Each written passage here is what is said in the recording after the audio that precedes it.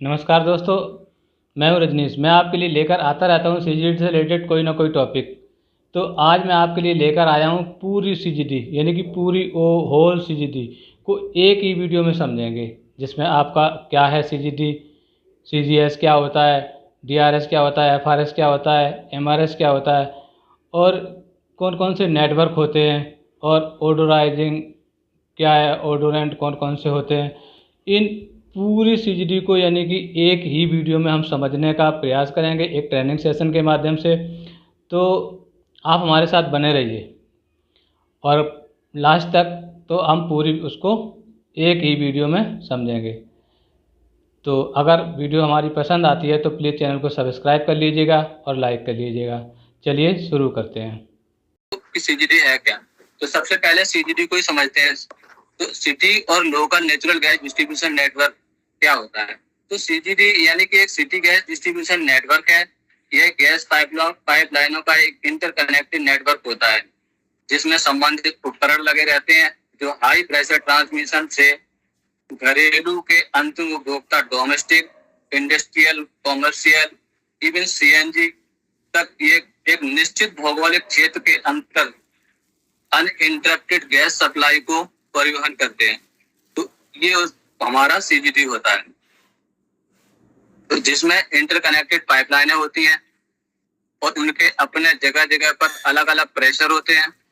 तो वो पूरा एक परिचित जो हमें भारत सरकार का एक पाइप नेचुरल रेगुलेटरी बोर्ड है, वो डिसाइड करता है कि किसको कौन सा ज्योग्राफिकल एरिया अलॉट किया गया। उस एरिया में, एक निश्चित ज्योग्राफिकल एरिया में जो इंटरकनेक्टेड पाइपलाइन होती हैं और इक्विपमेंट्स होते हैं, और पूरे उस क्षेत्र में गैस का जो परिवहन करते हैं, तो उस पूरे पैकेज को सीजीडी कहा जाता है, सिटी गैस डिस्ट्रीब्यूशन।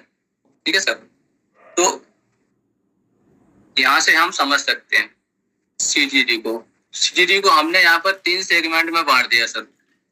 पहला है हमारा सीएनजी, दूसरा इंडस्ट्रियल और कॉमर्शियल, और तीसरा है डोमेस्टिक। यानी कि 3 सेगमेंट में बांटने से हम आसानी से उसको समझ सकते हैं। तो देखा, इस जो ब्लू कलर की लाइन है जो आपको यहाँ पर दिख रही होगी, जिसपे लिखा है ट्रांसमिशन लाइन, तो भारत में ओएनजीसी है, गेल इंडिया लिमिटेड है, इनके नेटवर्क जो है भारत में, पूरे भारत में ट्रांसमिशन लाइनें डाली हुई है। तो इस ट्रांसमिशन लाइन से जब यहाँ पर टेपिंग ली जाती है, तो इस जगह को सिटी गेट स्टेशन, सीजीएस बोला जाता है। तो यहाँ से लेकर के हमारा सीजीएस शुरू होता है और यहीं से हमारी सीजीडी स्टार्ट होती है। तो यहाँ पर जो ट्रांसमिशन लाइन होती है, उसमें आपने देखा 49 से 90 बार का प्रेशर होता है, और सीजीएस जो हम लगाते हैं यहाँ पे प्रेशर को कम करने के लिए लगाते हैं, और प्रेशर को कंट्रोल भी करते हैं, मेंटेन करते हैं। और यहाँ पर क्या क्या होता है, यहाँ पर मुख्य जो कार्य होते हैं, तो ये आपका हो गया सीजीडी, सिटी गैस डिस्ट्रीब्यूशन।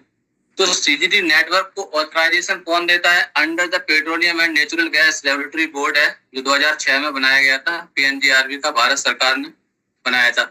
वही ऑथराइज करता है कि इस एरिया में कौन सी कंपनी, मतलब सीजीडी कंपनी को अलॉट किया गया है, जिसे वो नेटवर्क वहां पे डेवलप करना है।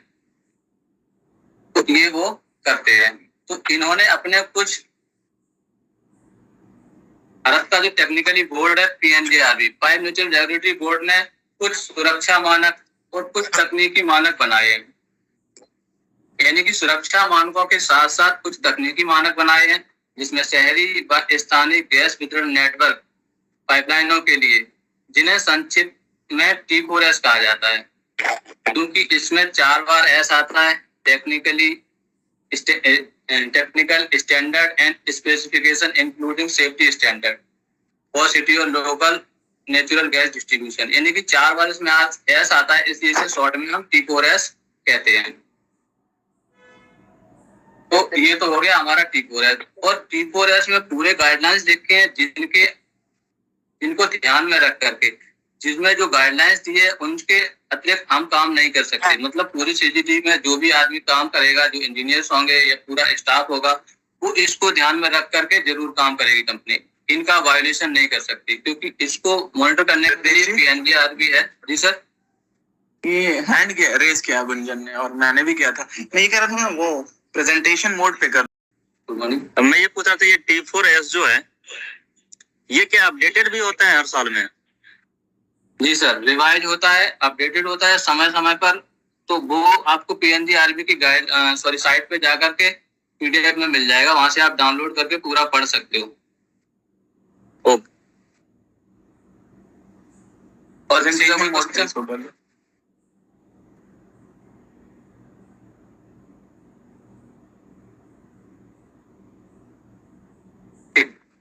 जी अब आगे मुझसे और अच्छा। और किसी का सर कोई क्वेश्चन नहीं है तो आगे बढ़ते हैं। तो T4S ये है, तो इसमें तकनीकी और सुरक्षा दोनों मानक दिए हैं, उन्हीं के आधार पे हमें काम करना होता है। मतलब पूरी CGD में जितने लोग इन्वॉल्व होंगे सभी उस मानक को जरूर फॉलो करेंगे, क्योंकि समय समय पर PNGRB भारत सरकार का जो बोर्ड है, pipe natural and regulatory board, वो समय समय पर ऑडिट कराता है। और वो ऑडिट कौन एजेंसी करती है?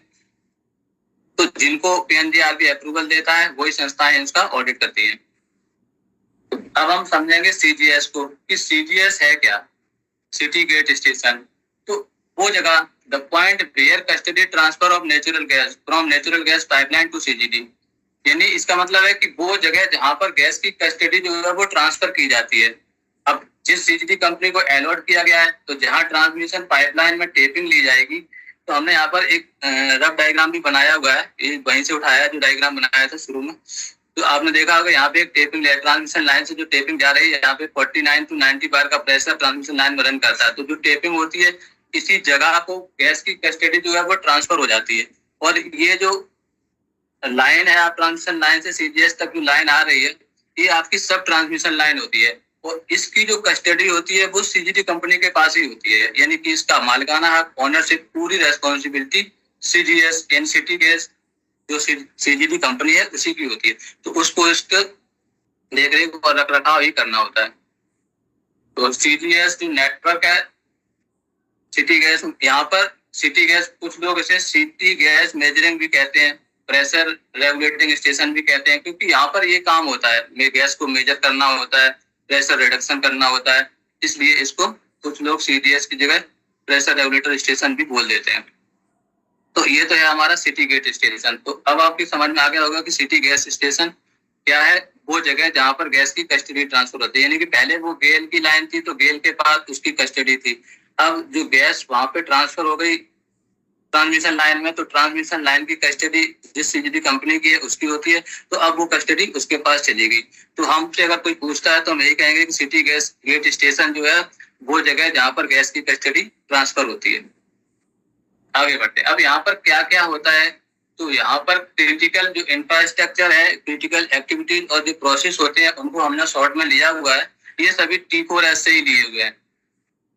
तो वहां पर होता है कि प्रेशर रिडक्शन एक स्पीड लगाई जाती है CGS से, एक प्रेशर रिडक्शन स्पीड होती है जिसमें एक्टिव और मॉनिटर दोनों का कॉम्बिनेशन सेट होता है। एक एक्टिव रेगुलेटर होगा, एक मॉनिटर रेगुलेटर होता है, जहां पर कम से कम 50% मिनिमम 50% प्रेशर रिड्यूस होता है।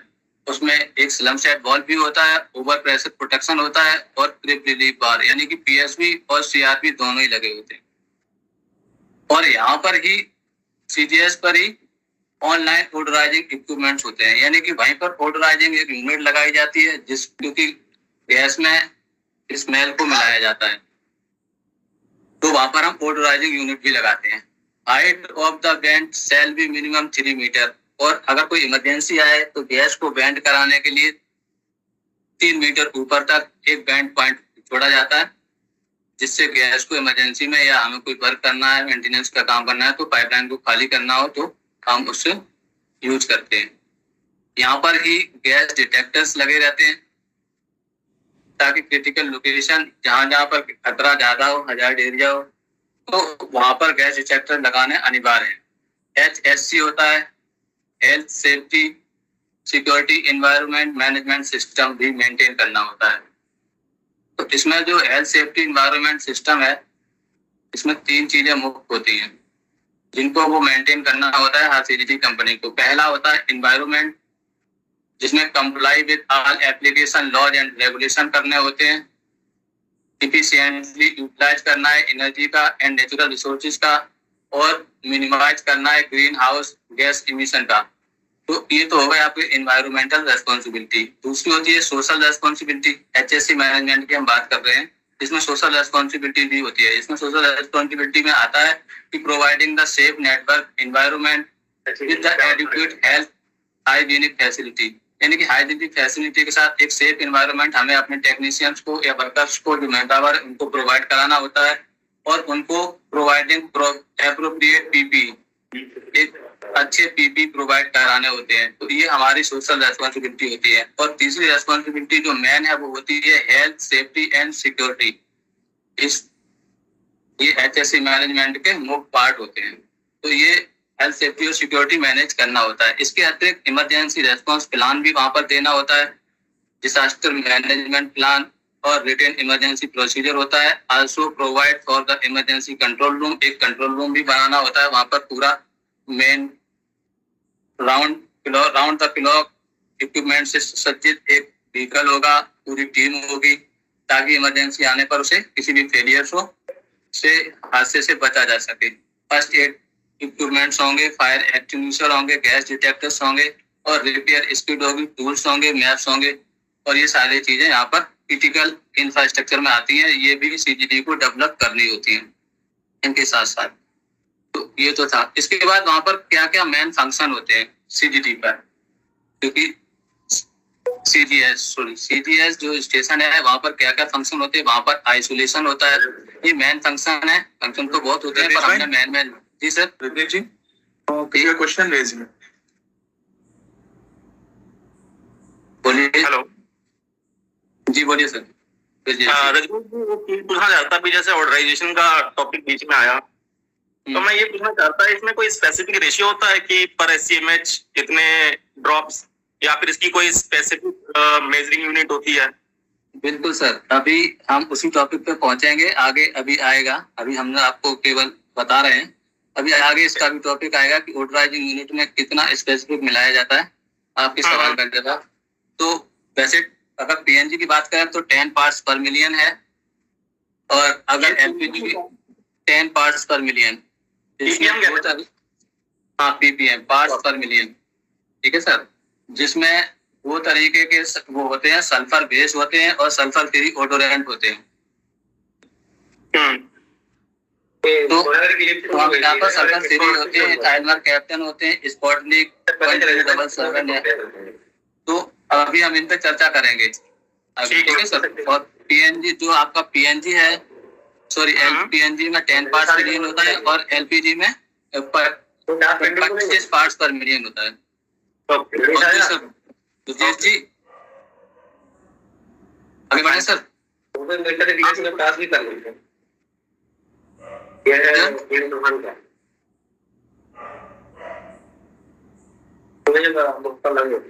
तो जैसे आपका सवाल खत्म हो गया हो तो आगे बढ़े सर। बिल्कुल बिल्कुल। तो वहां पर आइसोलेशन होता है, तो इस तरीके से वहां पर एक आइसोलेशन वाल लगा रहता है।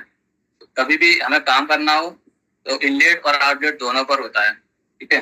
तो ये आइसोलेशन करना भी जरूरी है, ये उसमें है। उसके बाद फिल्टर मैंडेटरी है कि गैस की डस्ट को रिमूव करने के लिए फिल्टर को इंस्टॉल किया जाता है। तो वहां पर एक फिल्ट्रेशन भी प्रक्रिया है, ये भी महत्वपूर्ण सी का पार्ट्स है कि हमें गैस को फिल्टर करना होता है CGD में आगे गैस को पाइपलाइन में भेजने से पहले, ताकि डस्ट रिमूव हो जाए। नेक्स्ट है प्रेशर रिडक्शन। प्रेशर रिडक्शन में हमने आपको बताया था एक्टिव और मॉनिटर रेगुलेटर लगे होते हैं। तो ये फिगर हमने लिया हुआ है, यहाँ से आप देख सकते हो। ये जो है आपका ये वाला एक्टिव रेगुलेटर है और ये मॉनिटर रेगुलेटर है। इसमें दो तरीके के होते हैं, एक तो एक्टिव रेगुलेटर और इनके साथ पायलट ऑपरेटेड होते हैं दोनों, और इसमें मॉनिटर रेगुलेटर के साथ जैसे ये तो पितरों का है, तो इसमें ये SS भी आपकी यहाँ पर देखो ये इनबिल्ट है, ठीक है, स्लम सेट ऑफ वॉल।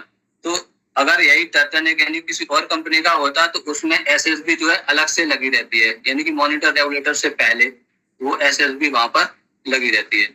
तो इस तरीके की प्रेशर रिडक्शन यूनिट होती है जिसमें प्रेशर को 50% तक रिड्यूस करना होता है। उसके बाद मीटरिंग, गैस की मीटरिंग करनी होती है, तो मीटर भी लगा होगा। क्योंकि गैस को मेजर करने के लिए जब प्रेशर 50% तक रिड्यूस होगा तो गैस की प्रॉपर्टी होती है कि वो ठंडी हो जाती है, तो वहां पर हमें प्री हीटर्स भी लगाने होते हैं। तो वहां पर प्री हीटर्स लगे रहते हैं जो गैस के टेम्परेचर को मेंटेन करते हैं। गैस के प्रेशर को टेम्परेचर को मेंटेन करने के लिए वहां पर सीजीएस पर हीटर्स, प्री हीटर्स लगे रहते हैं।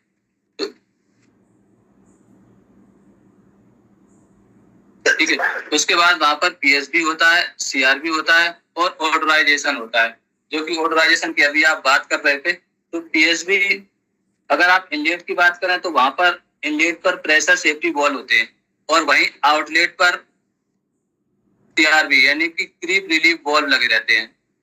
तो ये दो तरीके का वहां पर के हमको दो सेफ्टी डिवाइसेस लगानी मैंडेटरी है पीएनबीआरबी के गाइडलाइंस के तहत। इसलिए वहां पर डबल सेफ्टी प्रोटेक्शन होता है, एक तो स्लम सेट वाल होता है और एक प्रेशर सेफ्टी वाल होते हैं।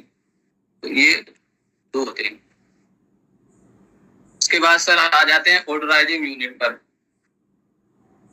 ऑडराइजेशन, अभी आप ऑडराइजेशन की बात कर रहे थे हम, तो ऑडराइजेशन एक प्रोसेस है जो डिस्ट्रीब्यूटेड गैस में सेफ्टी रीजन से एक वार्निंग एजेंट की तरह जो मिलाया जाता है ना। अच्छा, जो वो वार्निंग, हाँ जी सर, जो ओडोरेंट होता है वो वार्निंग एजेंट की तरह काम करता है। जी बोलिए सुनी जी।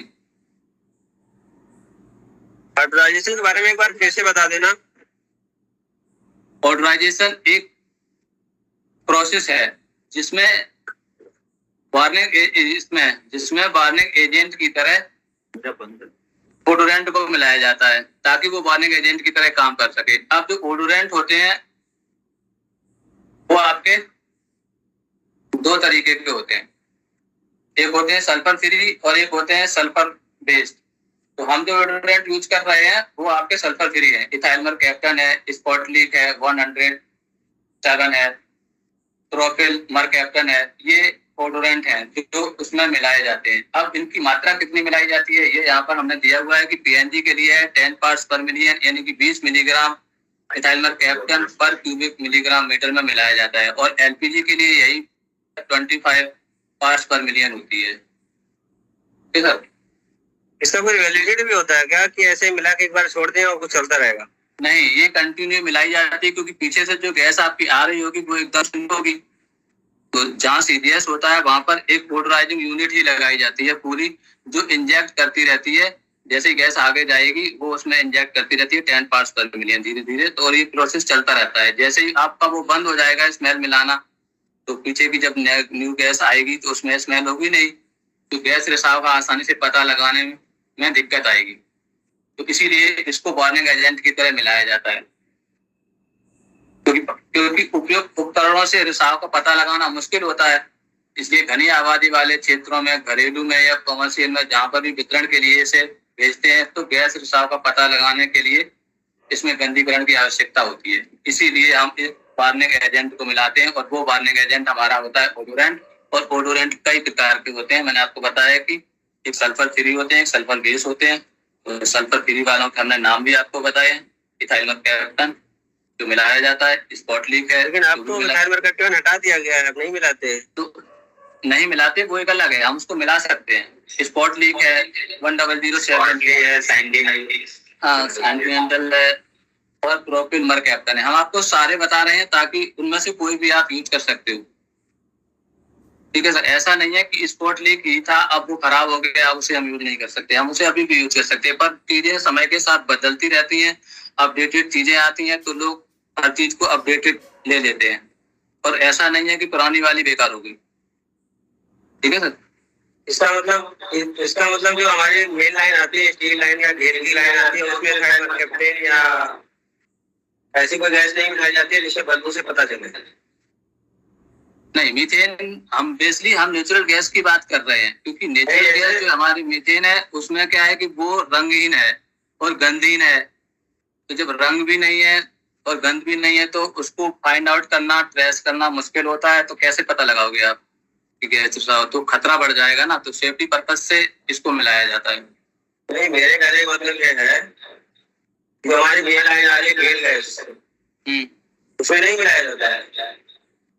उसमें भी मिलाया जाता है। उसमें भी मिलाया जाता है। फिर अगर उसमें मिलाया जाता है तो हमें क्यों मिलाने की जरूरत पड़ती है? हाँ, ये आपका सही सवाल है कि हमें क्यों मिलाने की जरूरत पड़ती है।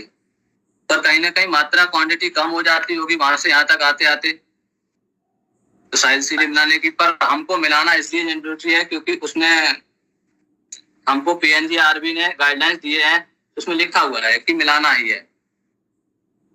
और फोटोलाइजिंग यूनिट जो है वहां पर CGS पर इंस्टॉल करना है। ये टेक्निक T4S जो सुरक्षा मानक दिए उसमें मैंडेटरी है। एक क्वेश्चन था सर। जी सर मैं ये पूछ रहा था, ऑर्डरेशन हम जो यूज करते हैं वो हम सीजीएस के बाद यूज करते हैं, तो हम मेन जो ट्रांसमिशन लाइन है उसमें क्यों नहीं यूज करते हैं? मेन ट्रांसमिशन लाइन में तो जहां से गैस आ रही है वहां पे ही तो फोटोलाइजिंग यूनिट वहां पे भी तो लगी होगी। तो फिर हम सीजीएस पे फिर दोबारा यूज करते हैं, तो मेन जब ट्रांसमिशन लाइन में अगर ऑर्डरेशन ऑलरेडी हो गया है तो फिर उसको हम मतलब सीजीएस पे यूज करने के क्वांटिटी कम होगी या कोई ना कोई इशू मतलब होगा। PNGRB ने जो गाइडलाइंस दिया है कि ये मैं सवाल का जवाब दे दूंगा। जी सर। नितिन जी, होता क्या है कि जैसे आपको पता होगा कि जो ट्रांसमिशन लाइंस होती हैं उनमें फ्रैक्शन लॉसेज होते हैं, बहुत सारे बैंड होते हैं, जिसके कारण क्या होता है कि गैस का प्रेशर डाउन हो जाता है ना।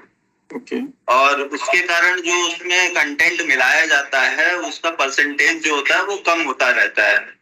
उसको मेंटेन करने के लिए हमें सीजीएस पे यूनिट लगानी पड़ती है जो उसका मेजरमेंट करती है, प्लस जो उसमें मेजरमेंट में कम निकलता है पीपीएम अमाउंट, उसको वो मेंटेन करके लाइन में आगे फ्लो कर सकती है। ओके, मतलब ना मेन ट्रांसमिशन लाइन में भी ऑर्डराइजेशन होता है बट उसकी क्वांटिटी कम हो जाती है ऑन ट्रांसमिशन के दौरान, मतलब जो ट्रांसमिशन होता है उसमें।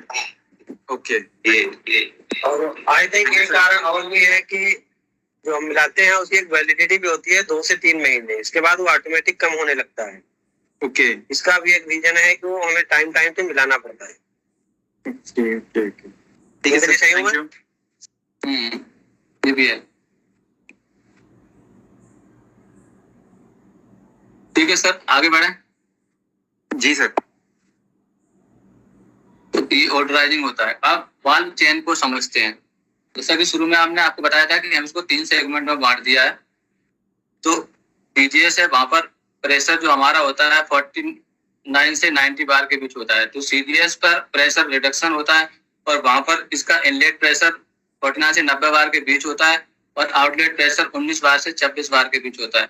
तो जो ये हमारा प्रेशर यहाँ पर रन करता है तो CNG स्टेशन तक, और दूसरी तरफ कॉमर्शियल इंडस्ट्रियल का जहाँ CPRS लगा रहता है और जहां पर DRS लगा रहता है डोमेस्टिक के लिए। तो यहाँ तक हमारा प्रेशर इतना रन करता है। तो इसी को हम नेटवर्क को पूरे को आप समझेंगे कि वाल्व चेन में कौन सा नेटवर्क है और प्रेशर के आधार पर डिफाइन किया गया है पाइपलाइन के नेटवर्क। तो सबसे पहला नेटवर्क जो होता है वो हमारा प्राइमरी नेटवर्क होता है, जहां पर प्रेशर जो है 100 PSI यानी कि 7 बार से ऊपर और 49 बार से नीचे। तो ये हमने डायग्राम भी दिया हुआ है, जहाँ CGS होता है वहां से मतलब ट्रांसमिशन लाइन भी सी में आती है, से लेकर के CNG स्टेशन और CPRS और DRS तक का जो हमारा नेटवर्क है, ये पूरा नेटवर्क हमारा प्राइमरी नेटवर्क होता है। तो प्राइमरी नेटवर्क में हमारा जो प्रेशर है तो 49 बार से 7 बार के बीच रन करता है। अगर कहीं पर भी ये इसके बीच का प्रेशर है 7 बार से ऊपर और 49 बार तक है तो उस पूरे नेटवर्क को प्राइमरी नेटवर्क कहा जाता है। तो वो हमारा नेटवर्क प्राइमरी नेटवर्क होता है। इसके विपरीत दूसरा नेटवर्क होता है सेकेंडरी नेटवर्क। इस नेटवर्क में होता है प्रेशर बिलो 100 PSI यानी कि 7 बार से नीचे और एबव 1.5 PSI यानी कि 100 मिलीबार से ऊपर, 100 मिलीबार से ऊपर और 7 बार से नीचे। यानी कि DRS से, जहाँ ये नीचे डायग्राम दिया है कि DRS से शुरू होगा SR तक, क्योंकि हमने इधर 2 भागों में बांटा है। एक SR जहाँ लगाते हैं उसके आगे हमारा प्रेशर ड्रॉप कम हो जाता है और इधर जो मेन रेगुलेटर लगा रहता है डोमेस्टिक कॉमर्स के लिए जहाँ पर प्रेशर हमारा कम हो जाता है 4 बार, 4 bar into 21 millibar, 4 bar into 500 millibar. तो वहां तक का जो नेटवर्क होता है वो नेटवर्क सेकेंडरी नेटवर्क होता है। इसी सेकेंडरी नेटवर्क को लो प्रेशर डिस्ट्रीब्यूशन नेटवर्क भी कुछ लोग कहते हैं। ठीक है, तो ये हमारा हो गया सेकेंडरी नेटवर्क, यानी कि सेकेंडरी नेटवर्क में 7 बार से 100 मिलीबार तक का प्रेशर रन करेगा। अब होता है next territory network, primary, secondary और टेरिटरी, यानी कि तीसरा जो नेटवर्क होगा सेकंड टेरिटरी नेटवर्क होगा। इसमें जो प्रेशर फ्लो करता है वो 100 मिलीबार से और तक या उससे नीचे, बिलो जो प्रेशर 100 मिलीबार के नीचे जितना भी प्रेशर रन करेगा, यानी कि एसआर के बाद ये देखो लाइन दी गई है, इसमें 100 मिलीबार प्रेशर है, राइजर है, 100 मिलीबार रेगुलेटर और मीटर। तो जो डोमेस्टिक स्टोव होता है वहां तक का पूरा प्रेशर टेरिटरी नेटवर्क के अंतर्गत आता है। तो ये हो गया हमारा टेरिटरी नेटवर्क। उसके बाद सब ट्रांसमिशन लाइन की बात करें, मीन्स ये हाई प्रेशर पाइपलाइन होती है connecting to the main transmission pipeline to city gate station, यानी कि मेन ट्रांसमिशन पाइपलाइन से सिटी गेट स्टेशन को जोड़ती है। तो वो पाइपलाइन हमारी सब ट्रांसमिशन पाइपलाइन होती है, उसमें वही प्रेशर रन करता है जो ट्रांसमिशन लाइन में प्रेशर रन करता है। तो ये तो हमारा नेटवर्क प्राइमरी, सेकेंडरी और टेरिटरी। इसके बाद इसमें जो डिसाइड है कि वेलोसिटी, यानी कि गैस की वेलोसिटी क्या होनी चाहिए इस पूरे नेटवर्क में, तो पीएनजीआरबी ने डिसाइड किया है कि maximum velocity in the pipeline network should be limited, यानी कि 100 फीट पर सेकेंड या 30 मीटर पर सेकेंड से ऊपर नहीं होनी चाहिए।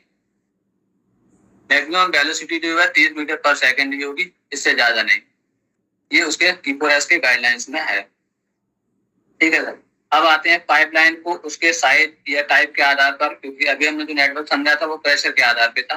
तो उसमें स्टील का पाइपलाइन होता है सीजीडी में, और एमडीपी पाइपलाइन होता है, मीडियम डेंसिटी पॉलीएथिलीन पाइपलाइन। तो इसमें आपको 20 mm, 32 mm, 63 mm, 90, 110, 125 और 180 mm की एमडीपी की साइज मिल जाएगी। और स्टील में 4 इंच, 8 इंच, 12 इंच इस तरीके की पाइपलाइन होती है। अब क्योंकि सीजीडी में सबसे ज्यादा नेटवर्क एमडीपी का ही होता है, तो हम एमडीपी नेटवर्क को समझेंगे कि as a medium density polyethylene जो एमडीपी नेटवर्क है ये क्या है। तो PE medium density polyethylene pipe, यानी कि पीई पाइप की जो डेंसिटी होती है वो 0.926 से लेकर के 0.94 तक ग्राम पर सेंटीमीटर क्यूब होती है। और ये किस कोड का होता है, इसका जो एमडीपी कोड है IS 14885 है, क्योंकि पॉलीएथिलीन पाइप को सप्लाई और गैसेस के लिए जो पाइप यूज कराता है वो इसी कोड का होता है 14885 के लिए। और ये 2 कलर में पाए जाते हैं, येलो कलर और ऑरेंज कलर। येलो में होता है PE 80 ग्रेड और ऑरेंज कलर होता है PE 100 ग्रेड, यानी कि PE 100 ग्रेड जो है वो हाईयर डेंसिटी होती है PE 80 की तुलना में। PE 80 लोअर डेंसिटी होती है और उससे ऊपर की जो होती है वो होती है 100, यानी कि PE 100 में हाईयर डेंसिटी होती है। ठीक है सर, अब अगर इसकी स्ट्रेंथ की बात करें, मिनिमम रिक्वायर्ड स्ट्रेंथ जो होती है PE 100 में 10 मेगापास्कल होती है और PE 80 में 8 मेगापास्कल होती है। तो आगे बढ़ते हैं, इसमें जो फिटिंग्स हैं वो भी हैं कि जो फिटिंग हम एमडीपी में यूज करते हैं, तो ये यहाँ पर दी गई है, सैडल है, कपलर है, एल्बो, टी, एंड कैप और रिड्यूसर होता है। तो ये फिटिंग है। तो ये जिस साइज के पाइप हम यूज करते हैं उन्हीं साइजों की फिटिंग हमको मिल जाती है। पर इसमें एक डिफरेंस होता है कि सैडल और टी, 2 चीजें मुख्य, इसमें भी दिया है टी। तो टी और सैडल में एक अंतर होता है। टी को हम ऑफलाइन यूज करते हैं और सैडल को हम ऑनलाइन यूज करते हैं, क्योंकि दोनों हमें लाइन को एक टेपिंग देने के लिए होती है। तो अलग ब्रांच लाइन लगानी हो, अगर हमें कहीं पर ऑनलाइन टेपिंग देनी हो एमडीपी में, तो हम वहां पर सैडल का ही इस्तेमाल करेंगे। और अगर टी लगानी है तो फिर हमको सप्लाई को डिस्टर्ब करना पड़ेगा, ऑफलाइन ही यूज होगी। इसके बाद कुछ टूल्स हैं जो एमडीपी में यूज। ब्रजेश जी, आपका सवाल। हाँ सर, मैं ये पूछ रहा था P80 और P100 इन दोनों का स्पेसिफिक यूज कहाँ का है? मतलब P80 कहाँ यूज कर सकते हैं और P100 कहाँ यूज होता है? कोई स्पेसिफिक रीजन कहाँ यूज होता है? दोनों की डेंसिटी में थोड़ा सा अंतर होता है, जो कि दिया हुआ है कि वो हाई ग्रेड डेंसिटी होती है और वो थोड़ी उसकी डेंसिटी कम होती है, और दोनों को ही हम सीजीडी में यूज करते हैं। नहीं, कोई स्पेसिफिक रीजन नहीं है कि मतलब इस एरिया में हम इसको यूज करते हैं, इस एरिया में इसको यूज करते हैं, ऐसा कुछ नहीं है क्या? नहीं, ऐसा कुछ नहीं है, किसी भी एरिया में यूज कर सकते। आई थिंक ज्यादा रॉकी एरिया में हम P100 यूज करते हैं। अच्छा, ठीक है, ओके। लेकिन वहां पर भी P80 यूज कर सकते हैं, कुछ तो भी है। ठीक है सर, आगे बढ़ते हैं। सर प्रशांत त्यागी क्वेश्चन कर रहे हैं। जी प्रशांत जी बताइए। Morning sir. मेरा क्वेश्चन ये था, जैसे मान के चलिए 125 का अपना लाइन है और वहां पर अगर सैडल फेल हो जाता है तो उस कंडीशन में क्या करेंगे? उस कंडीशन में क्या कराएंगे? 125 का लाइन है और आपका सैडल अगर फेल हो जाता है तो सैडल फेल होने पे सैडल को हमें काटना ही पड़ेगा। वैसे एंटी क्लॉकवाइज अगर आप उसे घुमाओगे तो हो सकता है बंद हो जाए, अगर नहीं होता है तो फिर पहले तो हम यही करते हैं कि सर उसको घुमा के बंद करने की कोशिश करते हैं। अगर सैडल फेल हो जाता है तो अगर उससे नहीं बनता है तो फिर एक्सक्यूज करके उसको कट ही करना पड़ेगा, अपने को कपलर लगा के उसको जोड़ना। फिर वहाँ पर हम कपलर लेकर आएंगे। जी जी जी। अगर सैडल की जरूरत है, हमें वहाँ पर सैडल लगाया तो वहाँ पर कपलर लगाएंगे और वहाँ पे लाइन को रिपेयर कर देंगे और दूसरी उससे हटके फिर कपलर या टी सैडल लगाएंगे। जी कपलर या टी हम दोनों यूज कर सकते हैं, क्योंकि हमें तो सैडल अगर हमने लगाया होगा तो कम फ्लो के लिए टेपिंग ली होगी तभी लगाया होगा। टी भी लगा सकते हैं, पर टी लगाएंगे तो टी तो उसी साइज की आएगी ना, टी को क्यों लगाएंगे? सैडल तो हमने प्रेशर कम लेने के लिए लगाया था तो सैडल ही यूज करेंगे। टी लगाने का मतलब होगा कि हमें वहां से बराबर अगर हम सैडल फेल हो गया, हम उसे कट कर रहे हैं, अगर हम कट कर रहे हैं तो फिर हम वहाँ पे टी यूज कर सकते हैं ना। फिर अगर हम सैडल, जब हमें सैडल यूज करना ही था तो अब जब कट हो ही गया है, टी को आप लगाओगे कैसे? तो उसके बाद जब हमें मेन काटना ही पड़ेगा ना, कट तो करना ही पड़ेगा, उसके बाद तो फिर हम टी यूज कर सकते हैं फिर वहाँ पे। हाँ कर सकते हैं, पर जब आप उसको सैडल को काटोगे तो गैप ज्यादा आएगा, तो वहां पर आपको एक पीस भी लगाना पड़ेगा, तो एक तरफ कपलर तो लगना ही लगना है आपका। जब आप सैडल काटोगे तो जो गैप है वो बढ़ जाएगा और उस बीच में आपकी टी पूरी इंस्टॉल नहीं होगी, तो आपको एक स्पूल मतलब छोटा सा पीस भी लगाना पड़ेगा ना, और एक पीस के साथ आपको एक तरफ कपलर लगेगा तभी आप दूसरी तरफ टी लगा पाओगे। लेकिन टी को फिर आप लगाओगे क्योंकि वहां पे सैडल लगा होगा, इसका मतलब है कि 125 का तो सैडल आता नहीं है, 125 × 32 63 ऐसे सैडल आते हैं, तो सेम साइज का हमें प्रेशर और वो गैस तो लेनी नहीं होगी, सेम किलो, तो सेम किलो गैस लेनी होगी तो फिर हम टी के साथ रिड्यूसर यूज कर सकते हैं ना आगे। हाँ टी के साथ कर सकते हैं, कोई सुनिए। हाँ फिर वो ओके सर, ठीक है आगे बढ़ सकते हैं। तो ये टूल्स होते हैं, एमडीपी कटर होता है जो हर साइज के लिए आता है, आपकी यूनिवर्सल स्ट्रैप रिंच होती है, इससे आप पाइप की ग्रिपिंग अच्छी पकड़ सकते हैं, और रिराउंडिंग टूल होता है, ये जो फिगर है ये गलत लगा हुआ है, रिराउंडिंग टूल होता है, ये फिगर उसका नहीं है।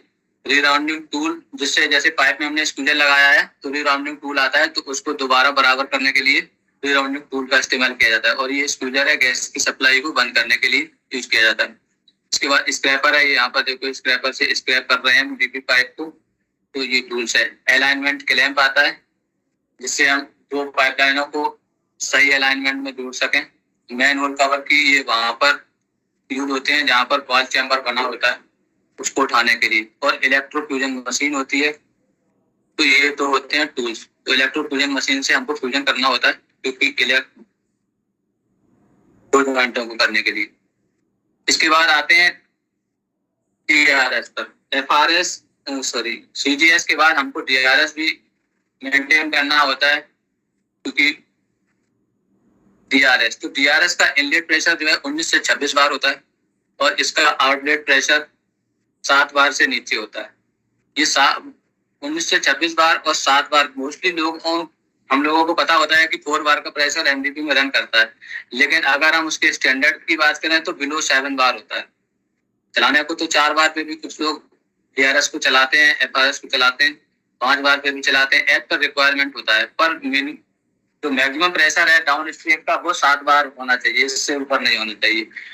DRS stand for high flow capacity, जहां पर हमें बहुत ज्यादा एक पूरे जिले को गैस देनी हो एक डिस्ट्रिक्ट लेवल पे, तो वहां पर हमें एक DRS की जरूरत होती है। लेकिन अगर किसी जोग्राफिकल एरिया के जिले के छोटे से भाग को देनी हो और वहां पर लगाना है तो हम उसको FRS को लगा सकते हैं। FRS यानी कि उससे कम कैपेसिटी का होता है और DRS जो है वो ज्यादा कैपेसिटी का होता है।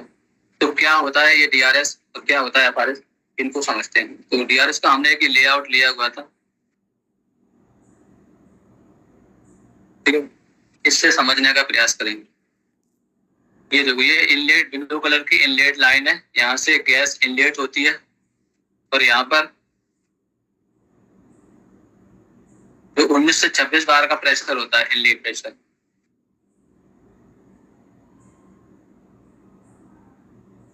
ठीक है। तो इसमें ये फिल्टर सबसे पहले गैस फिल्टर सेक्शन में जाती है फिल्टर होने के लिए, क्योंकि वहां से जहाँ से गैस आई है सीधे से पाइपलाइन में बहुत सारी डस्ट होगी, तो उसको रिमूव करने के लिए फिल्टर सेक्शन बनाया जाए। तो यहाँ पर गैस को हम फिल्टर करते हैं। फिल्टर होने के बाद हमने देखो इसको 2 भागों में बांटा है, 2 स्ट्रीम बनाई हुई है 2 तरफ से, दोनों को आइसोलेट किया हुआ है, ब्लैक कलर का आइसोलेशन बॉल्ब लगे हैं। तो अगर हमको ये इसलिए होते हैं कि अगर हमको फिल्टर क्लीन करना है, कॉटेज चेंज करनी है फिल्टर की, तो हम इनकी एक साइड को वाल्व को बंद कर लेंगे। मतलब एक स्ट्रीम ऊपर वाली ए है तो उसको दोनों वाल्व को बंद कर लेंगे और फिल्टर को क्लीन कर देंगे, तो दूसरी तरफ की लाइन से गैस जाती रहेगी और अनइंटरप्टेड गैस रहेगी। हमारा काम भी हो जाएगा, यानी कि मेंटेनेंस भी कर सकते हैं और गैस की सप्लाई डिस्टर्ब भी नहीं होगी। तो इसलिए फिल्टर सेक्शन में 2 फिल्टर लगे हुए हैं।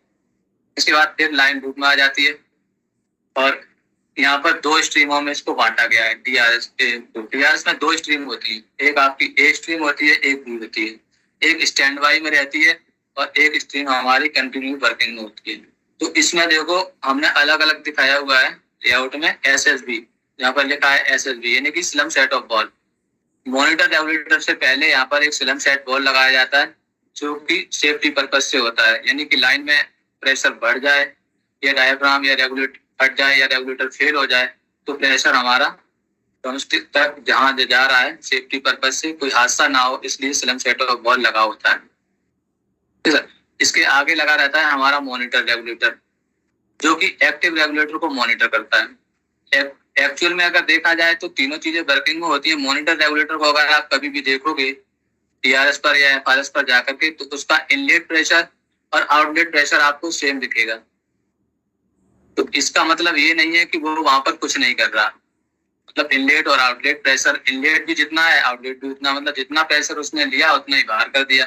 तो इसका मतलब ये नहीं है कि ये काम नहीं कर रहा, मतलब वो मॉनिटर कर रहा है एक्टिव रेगुलेटर को। एक्चुअल में एक्टिव रेगुलेटर वर्क कर रहा होता है।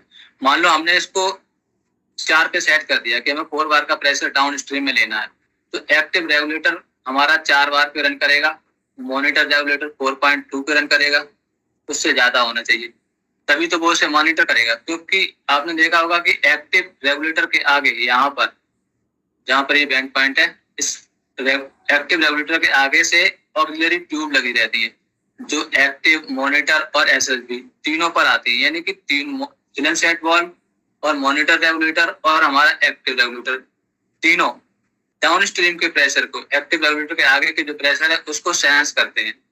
तो जब एक्टिव रेगुलेटर को हमने 4 पे सेट किया तो एक्टिव रेगुलेटर का ये दायित्व होता है कि वो हमने जितना सेट किया यानी कि 4 बार, तो 4 बार से ज्यादा प्रेशर नहीं जाने देगा। इनकेस ये फेल हो जाता है तो क्या होगा, प्रेशर बढ़ेगा।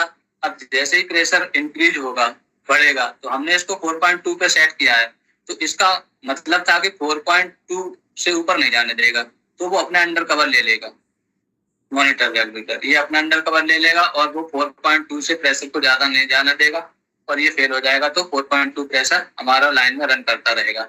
इन केस अगर मॉनिटर रेगुलेटर भी किसी कारण से फेल होता है तो भी प्रेशर बढ़ेगा, तो आगे की डाउन स्ट्रीम से भी एक सेंसिंग ट्यूब SSB को लगी रहती है, तो वो जैसे ही प्रेशर यहाँ बढ़ेगा तो वही प्रेशर आपका SSB पे आएगा। तो SSB स्प्रिंग लोडेड होती है, तो जैसे ही दाब बढ़ेगा वो सप्लाई को, जैसे इसको अगर 4.2 पे सेट थी तो ये 5 पे सेट होगी, तो 5 पे या 4.1, 4.2 जैसे भी आप इसकी सेटिंग होती है, तो उस हिसाब से वो प्रेशर बढ़ते ही उसको अपने अंडर कवर ले लेता है और सप्लाई को तो इनको डिस्टर्ब कर देगा, यानी कि बंद कर देगा बॉल को, slum set of ball, supply बंद हो जाती है। तो आप देखो यहाँ पर जो मॉनिटर रेगुलेटर होता है, इसका इनलेट और आउटलेट सेम क्यों दिखता है? इसलिए दिखता है क्योंकि ये डाउन स्ट्रीम के प्रेशर को सेंस करता है। जब मॉनिटर रेगुलेटर के पास डाउन स्ट्रीम का प्रेशर, यानी कि इसको 4.2 पे आपने सेट किया, लेकिन डाउन स्ट्रीम में प्रेशर कितना है? 4, तो 4 को ये सेंस कर रहा है, तो ये अपने पूरे बाल को खोल के इसलिए रखता है कि उसको 4.2 मेंटेन करना है, लेकिन 4.2 तो हुआ ही नहीं कभी और ना कभी होगा, क्योंकि एक्टिव मॉनिटर उसे 4 से ज्यादा आगे जाने नहीं दे रहा है। तो जब 4 से आगे ज्यादा जाने नहीं दे रहा है, तो जब तक एक्टिव आपका काम करेगा, मॉनिटर पूरे बाल को खोल के रखेगा। इसीलिए मॉनिटर रेगुलेटर का इनलेट और आउटलेट आपको सेम दिखता है, इसका रीजन यही है। ठीक है, अब एक्टिव और मॉनिटर पे दोनों पेज लगे रहते हैं, दोनों के आगे, यहाँ से हम पेज के प्रेशर को पढ़ लेते हैं और हमको प्रेशर का पता चल जाता है। इन केस हमारी ये स्ट्रीम बंद हो जाती है या फेल हो जाती है, तब दूसरी वाली जो स्ट्रीम है डाउन स्ट्रीम बी, तो ये जो दूसरी स्ट्रीम हमारी स्टैंड बाई में होती है, यहाँ से गैस की सप्लाई चालू रहती है। और 2 स्ट्रीम इसीलिए लगाई जाती है ताकि अनइंटरप्टेड गैस सप्लाई रहे और किसी भी परिस्थिति में सप्लाई डिस्टर्ब ना हो। यानी कि एक्टिव फेल होगा तो मॉनिटर अंडर कवर ले लेगा, मॉनिटर फेल होगा तो दूसरी वाली स्ट्रीम हमें इसी तरह से ले लेगी।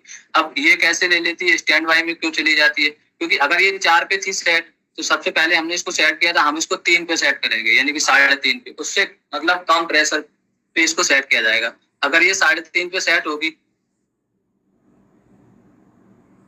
डाउन स्ट्रीम, तो अगर ये 3.5 पर सेट होगी, तो जाहिर सी बात है कि जब ये बॉल बंद हो जाएगा, हमारा एसएसबी पहली एक्टिव रेगुलेटर स्ट्रीम बंद हो जाएगी किसी फेलियर के कारण, तकनीकी खराबी के कारण, मान लो फेल हो गई, तो प्रेशर लाइन में आगे गैस तो कंज्यूम हो रही, कंज्यूम कर रहे गैस को, तो प्रेशर ड्रॉप होना शुरू होगा और एक निश्चित सेट प्रेशर, यानी कि 3.5 पे अगर हमने इसे सेट किया है, तो वहां तक आते आते इसका फ्लो चालू नहीं होगा, लेकिन वैसे ही 3.5 से 1 पॉइंट भी कम होगा, इसका फ्लो ऑटोमेटिकली चालू हो जाएगा, क्योंकि इसे तो 3.5 मेंटेन करना है, तो इसका बाल अपने आप खुलने लगता है और ये चालू रहती है। तो 3.5 के प्रेशर को ये सप्लाई चालू करती है। इस तरीके से बी स्ट्रीम हमारी ए स्ट्रीम के बंद होने पर अंडर कवर ले लेते हैं, यानी कि वो वाली स्ट्रीम जो स्ट्रीम स्टैंड बाई में होती है, चाहे वो ए आपकी स्टैंड बाई में हो या बी, जो स्टैंड बाई में होगी, जो चल रही होगी वर्किंग स्ट्रीम, अगर फेल हो जाती है तो स्टैंड बाई वाली स्ट्रीम उसे अपने अंडर कवर ले लेती है।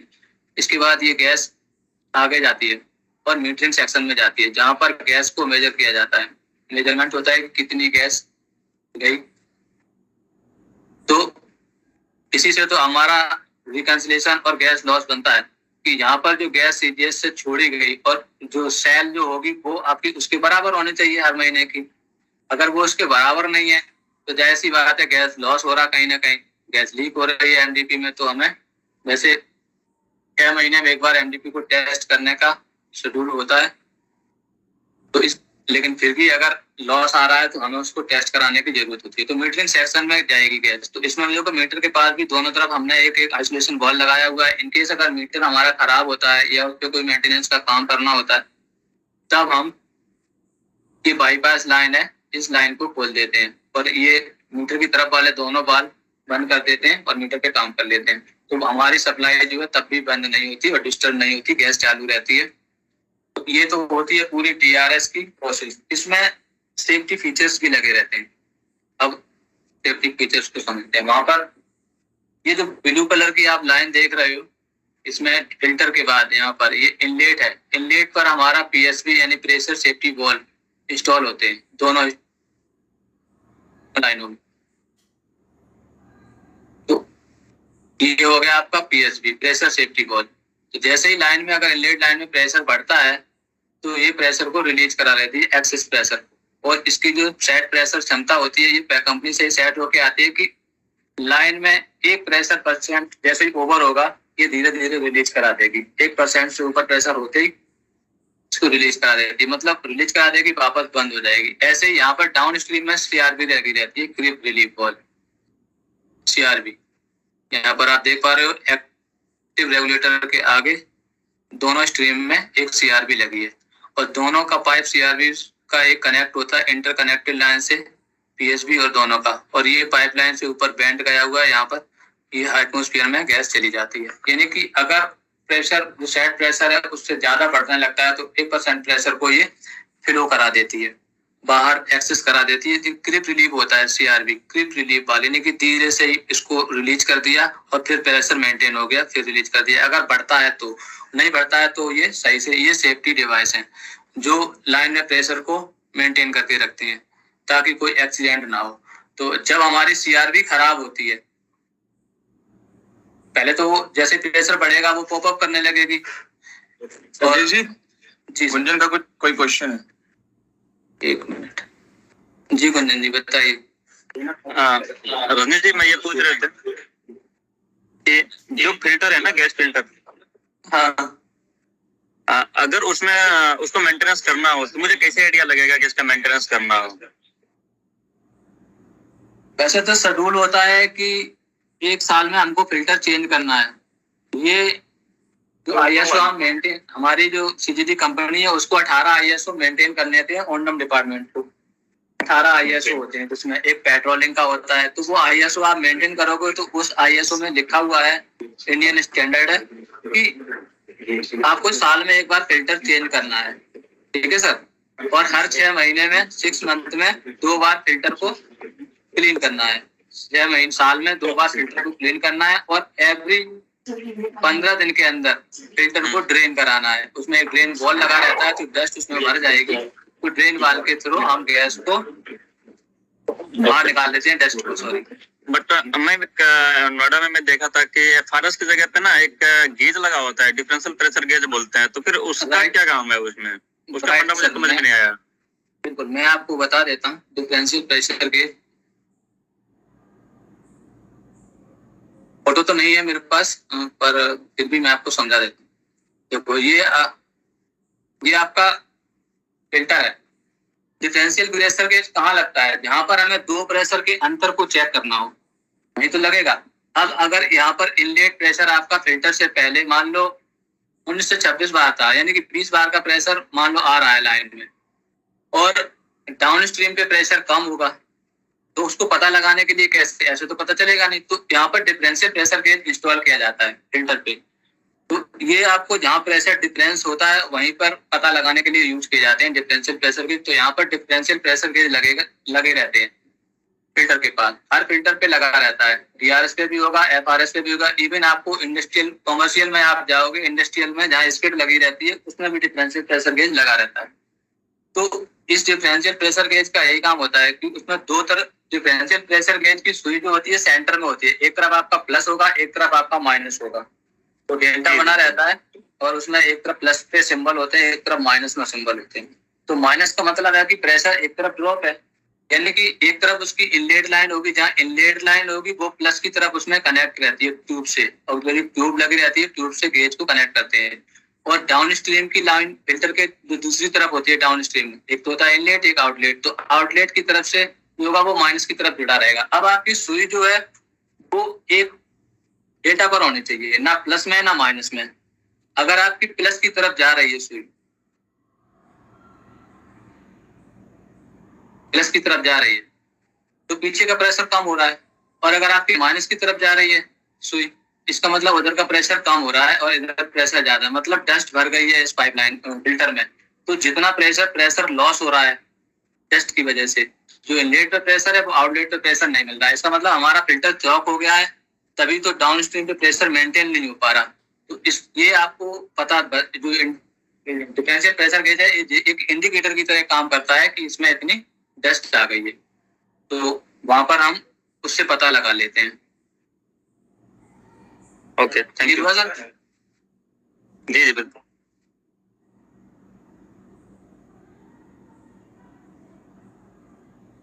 तो हम थे पीएसबी पर, प्रेशर सेफ्टी वाल्व। रोशन का कुछ क्वेश्चन है शायद, रोशन बताओ। हेलो जी बोलिए सर। सर, मेरा क्वेश्चन था स्टीम 1 और स्टीम 2 जो बता रहे थे, जहाँ प्रेशर सेट कर रहे थे सर, जी, तो दोनों जो हमारा स्टीम 1 और स्टीम 2 है, दोनों सेम वर्किंग करता है क्या, या दोनों में कुछ डिफरेंस है? दोनों में डिफरेंस रहेगा ना सर। अगर दोनों सेम प्रेशर पे रहेंगी तो फिर एक्टिव वो जो स्टैंड बाई होगी वो कैसे होगी? मान लो स्टैंड बाई तो तभी रहेगी जब उसका प्रेशर कम होगा। एक बार हम वापस लौटते हैं और समझने का प्रयास करते हैं, ठीक है ना। अगर ऊपर वाली स्ट्रीम को ए मान लें, नीचे वाली को बी मान लेते हैं। अगर ए स्ट्रीम हमारी 4 पे वर्क कर रही है तो लाइन में 4 बार का प्रेशर रन कर रहा है, ठीक है सर। तो अगर दूसरी वाली का भी प्रेशर 4 पे ही होगा तो वो स्टैंड बाई में कहाँ रहेगी, वो तो रनिंग में ही होगी, फिर होगी ना सर। हाँ ठीक है, ओके। प्रेशर फ्लक्चुएशन की वजह से पता ही नहीं चल पाएगा कि ए स्ट्रीम वर्किंग में होगी या बी वर्किंग में होगी, तो इसलिए इसमें प्रेशर डिफरेंस रखते ही हैं। मतलब मिनिमम जो है वो 10% प्रेशर डिफरेंस रहेगा। तो नीचे वाली आपकी कम से कम 3.5 पे होगी, वो 4 पे होगी। अभी ए वाली जब बंद हो जाएगी तभी तो प्रेशर लाइन में, जब ए वाली ने उसका एसएसबी ट्रिप हो गया, ए स्ट्रीम आपकी बंद हो गई, तो प्रेशर क्या होगा, लो होने लगेगा, प्रेशर ड्रॉप होता चला जाएगा लाइन में, और एक निश्चित सेट प्रेशर तक ही ड्रॉप होगा। थोड़ी देर वेट करोगे, आप देखोगे तो जब बी स्ट्रीम के प्रेशर के सेट प्रेशर के बराबर हो जाएगा, मान लो 3.5 पे आपकी बी स्ट्रीम सेट है, तो बी वाली 3.5 तक तो वो वर्क नहीं करेगी, उस पर दिखेगा ही नहीं आपको कि चल रही है, मीटर भी चलता नहीं दिखाई देगा। लेकिन जैसे ही 3.5 से प्रेशर और ड्रॉप होना शुरू होगा तो बी से अपने आप ही प्रेशर गैस फ्लो करना शुरू कर देगी, और उसे तो 3.5 मेंटेन करना है। तो इसका रेगुलेटर तो कैसे स्टैंड बाई में, ये स्टैंड बाई में क्यों चला जाता है, क्योंकि इसका अब देखो एक पानी की नाली की तरह समझने की कोशिश करते हैं। मान लो ऊपर वाली में पानी ज्यादा है तो उधर का पानी अगर ज्यादा आएगा, इधर वाली का पानी का फ्लो कम हो, तो उधर का पानी इधर वाली गैस लाइन पे टक्कर मार देगा तो यहाँ रुक जाएगा, और ज्यादा वाली का पानी चलता रहेगा। तो ज्यादा प्रेशर होने की वजह से उधर की गैस चलती रहती है, और जो बी स्ट्रीम होती है ये ऑटोमेटिकली स्टैंड बाई में चली जाती है, क्योंकि उधर ज्यादा प्रेशर है, उधर कम प्रेशर है, तो इसको रोक देता है। और जैसे ही उधर का ए स्ट्रीम बंद हो जाती है सप्लाई, तो बी स्ट्रीम अपने आप ही इधर का फ्लो अपने आप चालू हो जाएगा, क्योंकि अब तो प्रेशर ही नहीं रहा लाइन में। जैसे प्रेशर ड्रॉप हो गया तो गैस ड्रॉप हो जाएगी, उसमें रहेगी नहीं, तो अपने आप ही फ्लो ये स्टैंड बाई चालू हो जाती है। ठीक है सर। सर हम ये मान के चल सकते हैं कि हमारा स्टीम 1 जो रहेगा, जब भी रहेगा तो हम मैक्सिमम गैस के लिए हम स्टीम 1 को यूज करेंगे, और उससे कम का अगर मुझे करना है तो हम बी की तरफ जा सकते हैं। नहीं, कम की रिक्वायरमेंट होगी तब भी हम जिसको हमें चलाना होगा उसको ज्यादा पे रखना होगा, उसको बाईपास करने के लिए।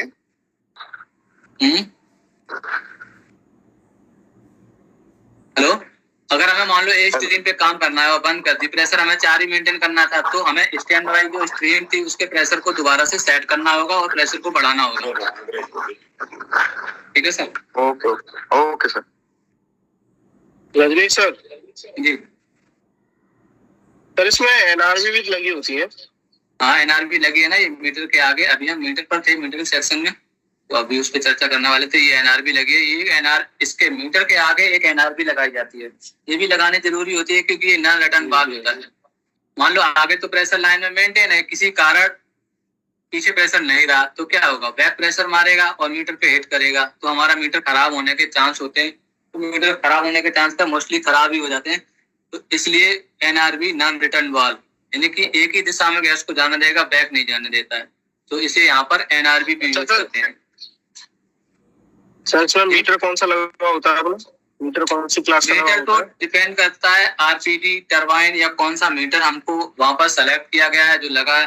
क्योंकि अब देखो मीटर में क्या होता है कि अगर आपका प्रेशर 0.5 बार तक है तो आप डायफ्राम मीटर यूज कर सकते हो, लेकिन अगर प्रेशर किसी भी लाइन में 0.5 बार यानी कि 500 मिली बार से ऊपर है तब आपको आरपीडी टरबाइन मीटर ही यूज करना पड़ेगा, क्योंकि डायफ्राम मीटर की कैपेसिटी खत्म हो जाती है और आरपीडी मीटर उसे दे देता है। आरपीडी मीटर की रेंज में आ जाता है, इसलिए क्योंकि उसकी क्षमता जो आरपीडी मीटर की होती है वो 20 बार तक होती है, 19 से 20 बार तक वो प्रेशर को कैटर कर सकता है, इसलिए हमें आरपीडी मीटर ही लगाना होता है।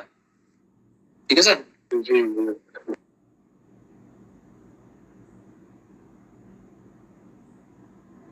इसमें तो सभी हो गया।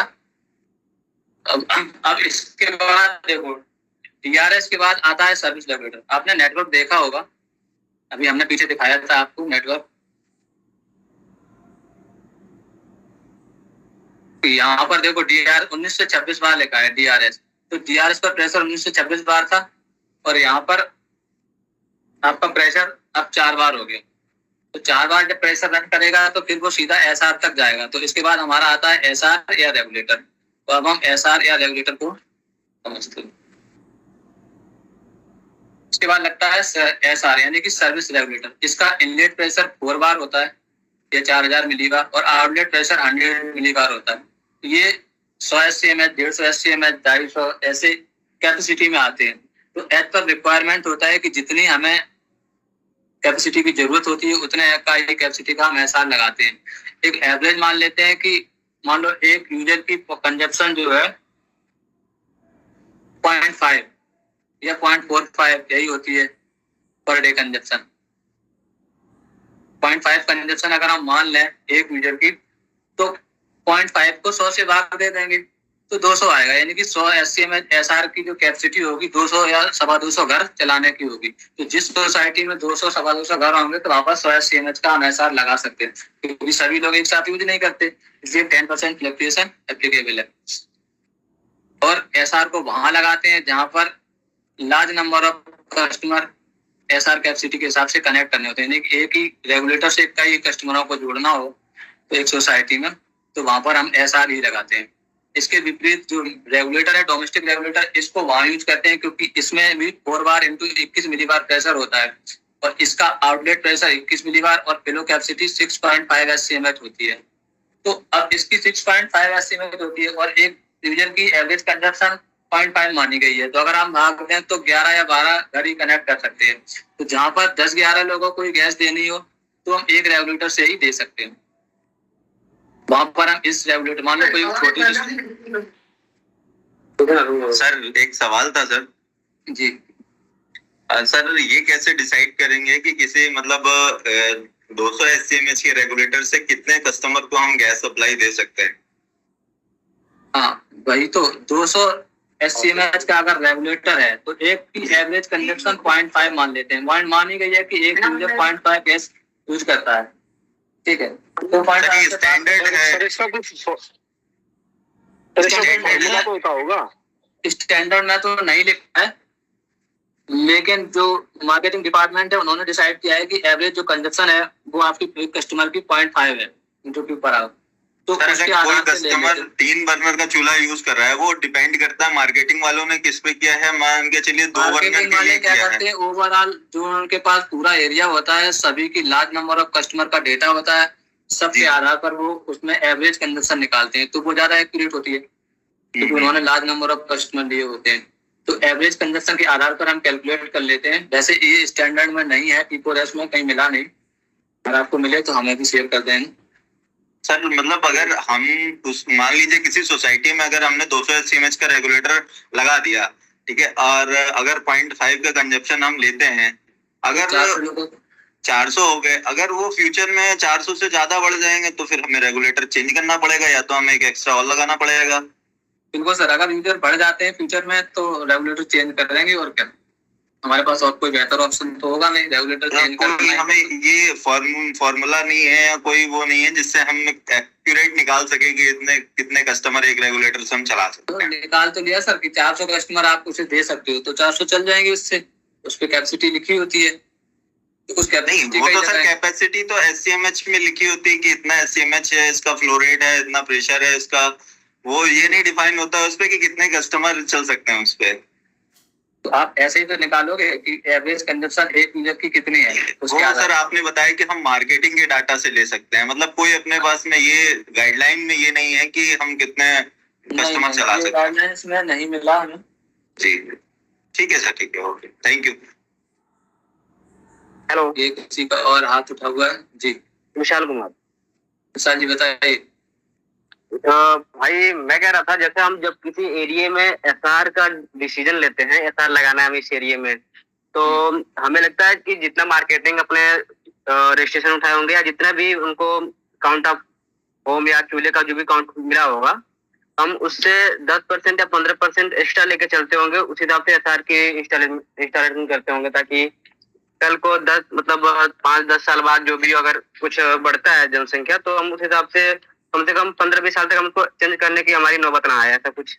बिल्कुल सर, आपकी बात बिल्कुल सही है, ऐसा भी करते हैं वो, ये भी इस बात को भी ध्यान में रखा जाता है कि फ्यूचर में कितना पोटेंशियल है, उसके आधार पर भी डिसाइड किया जाता है। Thank you.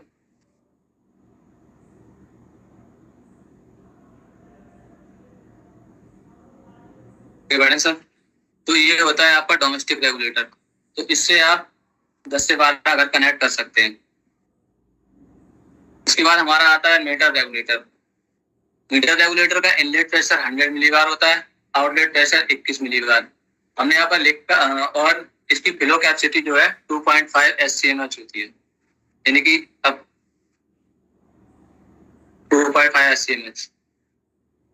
तो ये हमारा मीटर रेगुलेटर वहीं लगेगा जहां पर आपको 100 मिलीबार प्रेशर मिल रहा होगा। अगर आपके पास 100 मिलीबार प्रेशर नहीं है तो आप वहां पर मीटर रेगुलेटर नहीं लगा सकते, क्योंकि आप लगाओगे तो खराब हो जाएगा। तो जहां पर, जिस जगह पर हमको 4 बार प्रेशर मिल रहा होता है, वहां पर 4 बार इंटू 21 मिलीबार का ही रेगुलेटर ये वाला लगाते हैं। और जहां पर 100 मिलीबार प्रेशर 100 पे मिल रहा है, क्योंकि वो डिपेंड करता है नेटवर्क पे, तो नेटवर्क में अगर 100 मिलीबार प्रेशर रन कर रहा है तो वहां पर हम इसी रेगुलेटर का इस्तेमाल करेंगे, और ये मीटर पे लगता है, मीटर रेगुलेटर। ठीक है सर। इसके बाद आता है नेक्स्ट मीटर।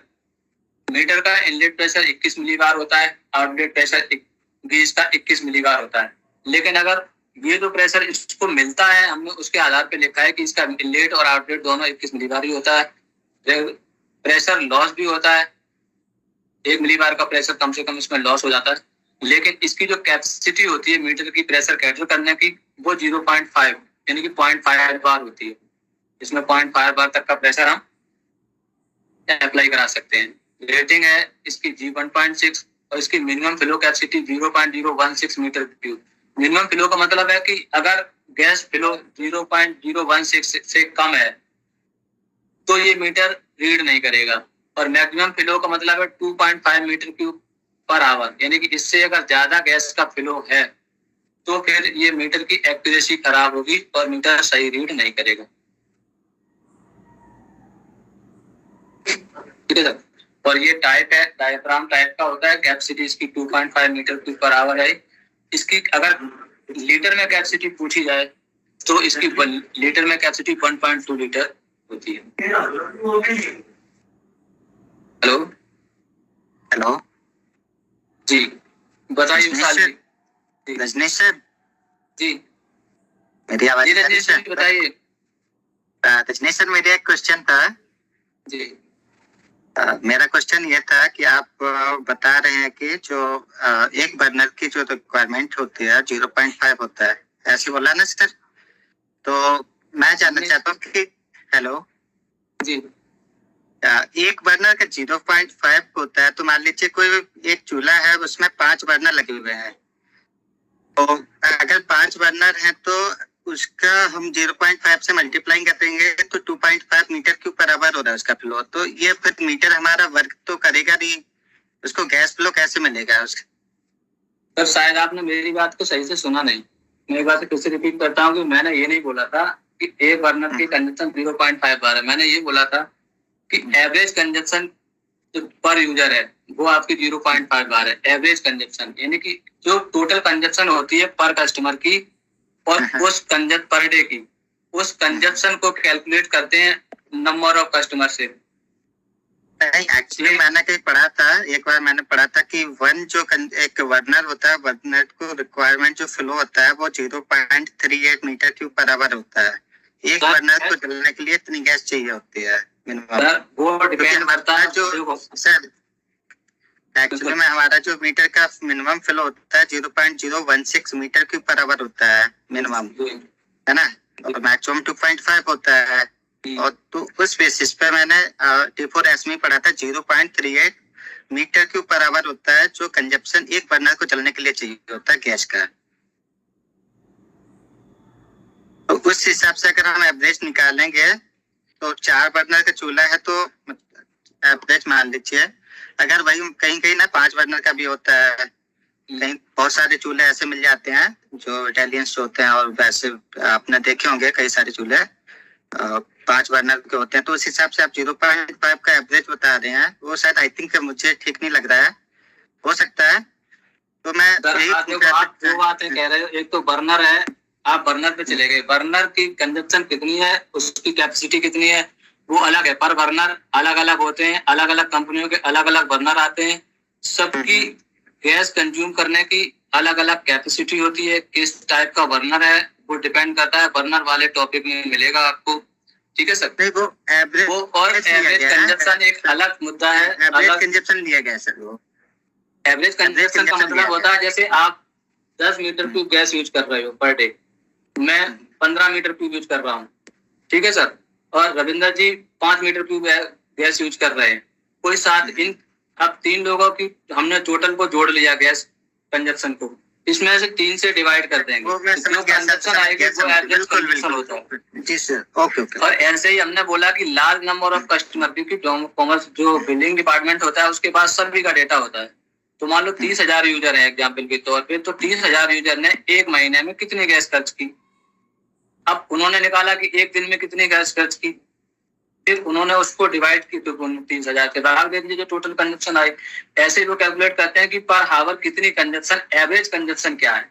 और एवरेज कंजप्शन सभी को ध्यान में रख के, किसी की तो ज्यादा होगी, अब किसी की कम भी होगी, किसी की 0.5 होगी, किसी की 0.8 भी होगी, किसी की 1 भी हो सकती है, बिल्कुल बिल्कुल। कोई यूज भी नहीं कर रहा होगा, किसी की 0 भी होगी। तो वो सबको आधार मान के लिया जाता है, राइट सर। अब आप जो कह रहे हो कि एक burner 0.38 gas metre cube per hour consume करता है, वो एक अलग टॉपिक है सर।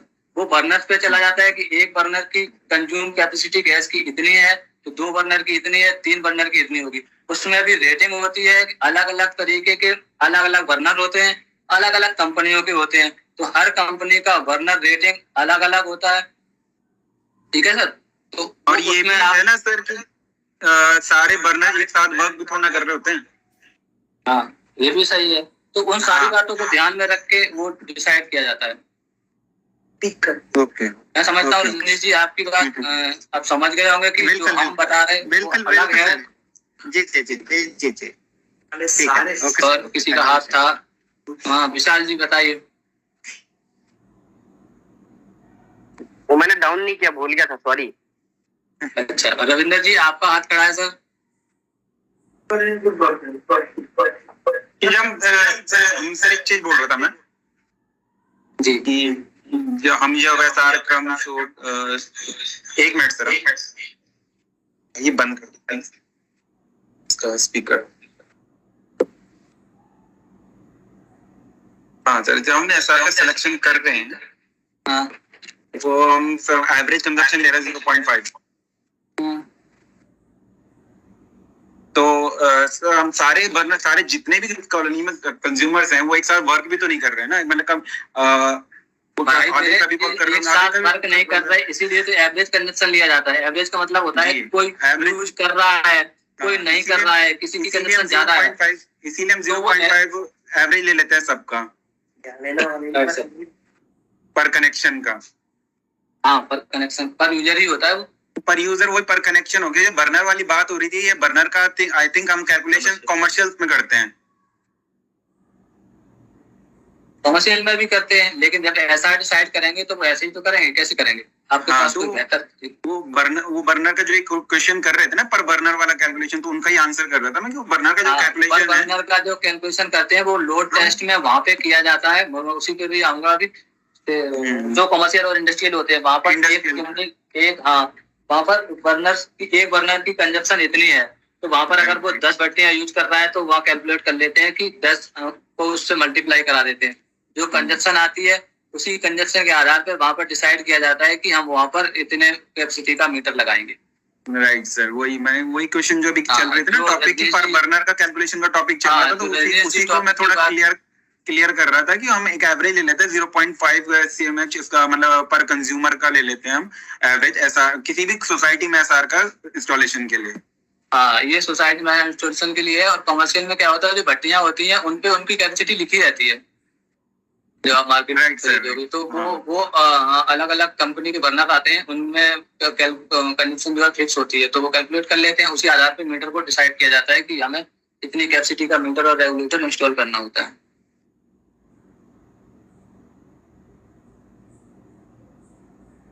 ठीक है सर, आगे बढ़े सर। तो मीटर की कैपेसिटी जो है 1.2 लीटर होती है। तो ये तक डिस्कस हो गया। इसके बाद आता है प्रेशर। अभी देखो, हमने यहाँ पर आपको बताया कि 21 मिलीबार प्रेशर होता है, लेकिन एक्चुअल में जो प्रेशर होता है जो चूल्हे में आता है वो आपका प्रेशर 21 मिलीबार नहीं होता है। लेकिन हमारे बहुत से साथी इसको समझने की कोशिश, कुछ लोग 21 समझते हैं, लेकिन वो एक्चुअल में 21 नहीं होता है। इसलिए मैंने प्रेशर के टॉपिक को लिया है। प्रेशर में 2 तरीके के गेज होते हैं, एक गेज प्रेशर होता है, एक एब्सोल्यूट प्रेशर होता है। तो गेज प्रेशर क्या होता है? When gauge pressure is measured relative to atmospheric pressure, यानी कि गेज प्रेशर जो है एटमॉस्फेरिक प्रेशर से रिलेट करता है, एंड कॉल्ड गेज प्रेशर। जब प्रेशर जो है एटमॉस्फेरिक प्रेशर से ज्यादा होता है, जो गेज प्रेशर होता है, जो एटमॉस्फेरिक प्रेशर हमारा होता है 1.01325, इससे जब ज्यादा होगा तो उस प्रेशर को रेट करिए। यानी कि गेज प्रेशर जो है वो अपना आधार जो जीरो आधार मानता है वो एटमॉस्फेरिक प्रेशर को मानता है, और वहां से स्टार्ट करता है प्रेशर को मेजर करना। तो जो 21 मिलीबार प्रेशर है वो गेज प्रेशर है। और एब्सोल्यूट प्रेशर क्या होता है? Pressure is measured related to the perfect vacuum, it is called the absolute pressure. वहां पर जहां पर एटमॉस्फेरिक प्रेशर भी नहीं होता, यानी कि उसका जो आधार है वो बिल्कुल जीरो होता है, वो जीरो को ही जीरो आधार मानता है, और उसमें एटमॉस्फेरिक प्रेशर इंक्लूड होता है, तो वो होता है एब्सोल्यूट प्रेशर। तो दोनों के बीच के अंतर को समझने का सरल और सही तरीका है कि शून्य बिंदु के रूप में समझेंगे। जहां पर कोई दबाव नहीं होता, जहां गेज का दबाव वायुमंडलीय दाब को अपने शून्य बिंदु के रूप में उपयोग करता है, और अलग अलग वायुमंडलीय दाब के कारण गेज दबाव माप सटीक नहीं होते, जबकि पूर्ण दबाव हमेशा निश्चित होता है। तो यहाँ पर आपने देखा होगा एक वैक्यूम से लाइन खींची हुई है जो बड़ी है, तो ये आपका एब्सोल्यूट प्रेशर है, क्योंकि यहाँ पर जीरो को ही माना गया है बेस। और दूसरा है आपका एटमॉस्फेरिक प्रेशर की लाइन एक है, वहां पर लिखा है ये एटमॉस्फेरिक प्रेशर, और ये यहाँ से एक छोटी सी एरो बनी है गेज प्रेशर। तो ये होता है आपका गेज प्रेशर। अब जो 21 मिलीबार का प्रेशर आप चेक करते हो गेज पे, वो एटमॉस्फेरिक प्रेशर को जीरो मानकर माना गया है, इसलिए उसमें 21 मिलीबार आता है। और एक्चुअल में जो प्रेशर वहां पर होता है डोमेस्टिक लाइन में, वो एटमॉस्फेरिक प्रेशर प्लस 21 मिलीबार, यानी कि 1.22325 बार होता है, यानी कि 1223 मिलीबार एक्चुअल प्रेशर होता है जो स्टोव में। क्योंकि अगर वहां पर 21 मिलीबार ही प्रेशर होगा तो स्टोव के बाहर ही नहीं निकलेगा, क्योंकि एक बार तो लगभग एटमॉस्फेरिक प्रेशर होता है, तो वो उस पे दाब के बराबर ही नहीं होगा, तो गैस बाहर ही नहीं आएगी। तो एक्चुअल जो प्रेशर होता है वो आपका ये होता है, राइट सर। इसके बाद आते हैं मीटर पर, कि मीटर जो है वो कितने प्रकार के होते हैं, इस टॉपिक को भी हमने लिया हुआ था। तो मीटर डायफ्राम होते हैं जो हमारा डोमेस्टिक में लगता है। डायफ्राम मीटर की रेटिंग ये हमने यहाँ पर लिखी हुई है, 1.6 है, 2.5, 4, G6, G10, G16 और G25 तक आते हैं। यानी कि मैक्सिमम प्रेशर अगर 40 मीटर की पर आवर है, इस तक की रेंज तक ही हमें यूज करना है, तो वहां पर हम डायफ्राम मीटर यूज कर सकते हैं। लेकिन अगर इससे ऊपर कंजक्शन जाती है तो फिर डायफ्राम मीटर वहां पर यूज नहीं होगा, क्योंकि इससे ज्यादा रेंज के डायफ्राम मीटर नहीं आते और प्रेशर भी बढ़ जाता है। तो डायफ्राम मीटर, क्योंकि इसकी प्रेशर कैटर करने की मैक्सिमम कैपेसिटी जो होती है वो 0.5 बार ही होती है, तो इसलिए हम इसको डोमेस्टिक में यूज करते हैं, कॉमर्शियल और इंडस्ट्रियल में वहां पर ही यूज करते हैं जहां पर प्रेशर को हमें 0.5 बार ही देना होता है। इससे अगर ऊपर प्रेशर देना है तो आरपीडी मीटर यानी कि रोटेटरी पॉजिटिव डिस्प्लेसमेंट मीटर होता है। तो आरपीडी मीटर में भी एक खासियत होती है कि पॉजिटिव डिस्प्लेसमेंट का मतलब होता है पॉजिटिव, यानी कि आगे फॉरवर्ड दिशा में गैस को जाना देगा, खराब होने पर वापस गैस नहीं आएगी। तो इसलिए इसे कॉमर्शियल और इंडस्ट्रियल में लगाते हैं कि गैस अगर मीटर खराब हो जाएगा तो गैस नहीं जाएगी, तो तुरंत ही पता चल जाएगा। ठीक है सर, तो वहां पर आरपीडी मीटर इसीलिए लगाते हैं। और प्रेशर जो है वो आपका 0.5 बार से ऊपर होना चाहिए, क्योंकि आरपीडी मीटर की प्रेशर क्षमता कैटर करने की 20 बार होती है, और टरबाइन मीटर की जो प्रेशर कैटर करने की क्षमता होती है वो 20 बार से ऊपर होती है। तो आरपीडी के बाद नेक्स्ट मीटर आता है टरबाइन मीटर। टरबाइन मीटर में ये खासियत होती है कि टरबाइन की तरह होता है, वो टरबाइन के बारे में आपने पढ़ा होगा। तो टरबाइन मीटर में अगर मीटर खराब हो जाता है, एक रोटर लगा रहता है उसके थ्रू होता है, तो गैस बंद नहीं होगी, यानी कि खराब होने पर भी गैस की सप्लाई जारी रहेगी। तो टर्बाइन मीटर और आरपीडी मीटर में ये डिफरेंस होता है, टर्बाइन मीटर और ऑरिफिस मीटर। इसके बाद नेक्स्ट होता है ऑरिफिस मीटर। ऑरिफिस मीटर जो है वो आपको बर्नौली के सिद्धांत पे काम करता है, और इसको भी हाई प्रेशर जहाँ पर बहुत ज्यादा गैस की यूज होती है वहां पर यूज करते हैं। उसके बाद अल्ट्रासोनिक मीटर आते हैं, ये वाइब्रेशन के सिद्धांत में जो मॉलिक्यूल्स होते हैं वाइब्रेट करते हैं गैस के फ्लो के दौरान, उससे इसे रीड करते हैं, मेजर करते हैं। तो ये आपको सीएनजी पंप पे लगे मिल जाएंगे। नेक्स्ट होते हैं कोरियोलिसिस मीटर। ये गैस एक ट्यूब के माध्यम से बहती है जिसमें कि एक छोटा एक्चुएटर कंपन किया की तरह काम करता है, जिसके कारण ट्यूब में मापने योग्य घुमाव बल पैदा होता है, और इस घुमाव जो बल जो होता है वो द्रव्यमान के समानुपाती होता है। तो इसके आधार पर वो मेजर करता है। अच्छा सर, एक मीटर और होता है थर्मल मीटर। हाँ, थर्मल मीटर होता है, वो टेम्परेचर डिफरेंस के सिद्धांत पे काम करता है। वो डायफ्राम मीटर के अंतर्गत ही आता है। अच्छा, उसमें क्या होता है, हीटर्स लगे रहते हैं, तो जहाँ पर इनलेट पे गैस के मॉलिक्यूल्स में हीट दी जाती है, और कितने मॉलिक्यूल्स ने हीट कलेक्ट की, और पहले जो टेम्परेचर ले लेते हैं कि देखो जब गैस इनलेट करती है तो वहां पे टेम्परेचर नोट कर लिया जाता है। उसके बाद गैस इनलेट के आगे हीटर्स लगा रहता है, तो मॉलिक्यूल्स में हीट दे देता है। तो कितने मॉलिक्यूल्स ने हीट ली, तो हीट के जो डिफरेंस होता है उसके सिद्धांत पे वो काम करता है। ओके ठीक है सर, वो थर्मल मीटर होते हैं, वो डायफ्राम मीटर में ही आते हैं। Okay sir, okay, thank you. अब देखो मीटर का सिलेक्शन कैसे करते हैं। मीटर का सिलेक्शन तो समझ आया कि जितनी हमारा कंडक्शन होती है उसके आधार पर ही हम उसी डिजाइन का मीटर लगाते हैं। अब एक एग्जाम्पल के तौर पे हमने समझाने के लिए लिया हुआ है कि मान लो कोई एक 250 SCM किसी एरिया का लोड है, या किसी कमर्शियल में डिसाइड करना है, इंडस्ट्री पे डिसाइड करना है कि मीटर लगाना है, तो मान लो उसकी कंजप्शन 250 SCM है, या कोई जनरेटर लगा है, एग्जाम्पल के समझाने के लिए लिया हुआ है, तो उसकी कंजप्शन जो होती है वो मीटर क्यूब में होती है, और हमारे पास जो लोड होता है वो होता है SCMH में। तो SCMH को मीटर क्यूब में कन्वर्ट करने के लिए क्या करते हैं, एक करेक्शन फैक्टर होता है, उससे भाग दे देते हैं। यानी कि अगर हमें मीटर क्यूब को SCMH में कन्वर्ट कराना होता है तब भी हम करेक्शन फैक्टर से बनाया गया है, और उस करेक्शन फैक्टर से मल्टीप्लाई करा देते हैं। तो करेक्शन फैक्टर से मल्टीप्लाई करा देने से वो SCMH में कन्वर्ट हो जाता है। तो अगर हम करेक्शन फैक्टर से डिवाइड कर देंगे तो वापस वो मीटर क्यूब में आ जाएगा। तो 250 SCMH लोड को मीटर क्यूब में कन्वर्ट कर लिया। मान लो वहां पर 2 बार का प्रेशर है, तो करेक्शन फैक्टर 2.936 ही होता है, तो हम उससे भाग देंगे तो कंजप्शन आपकी आएगी 85। अब कंजप्शन हमको पता चल गई, तो वही मैंने बताया था कि कंजप्शन यहाँ पर देखो उसके मीटर के ऊपर लिखी रहती है कि उसकी मैक्सिमम कैपेसिटी कितनी है। मैक्स होता है G40। अब इसमें आया है 85। 85 जो है वो G65 मीटर की रेंज के अंतर्गत आता है, तो वहां पर हम G65 मीटर ही लगाएंगे। इस तरीके से हम उसको कैलकुलेट करते हैं।